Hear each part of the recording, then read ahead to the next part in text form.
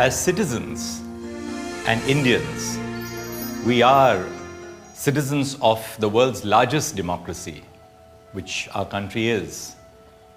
The Constitution gives us a multitude of rights as citizens, but it also expects that each of us performs the duty which is cast upon us. And one of the foremost duties of citizenship is to cast our vote.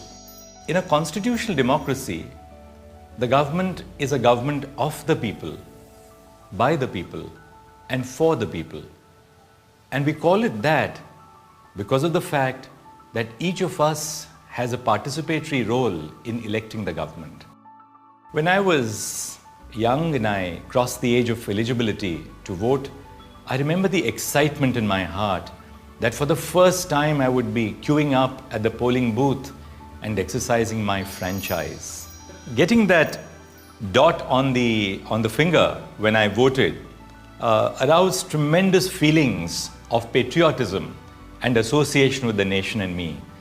Sometimes when you have an ink mark on your hand, you're wondering when that ink mark will go away. But this is one ink mark which I never wanted to go away, because I felt that I was a proud demonstrator of the fact that as an Indian citizen, having crossed the age of eligibility, I could exercise my vote, and had in fact exercised my vote.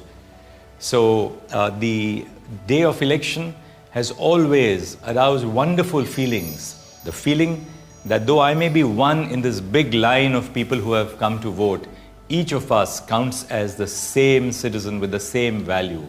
So our Constitution and our law provides for one citizen, one vote, and one value. I think that's the great tenacity and the power of our nation as a constitutional democracy.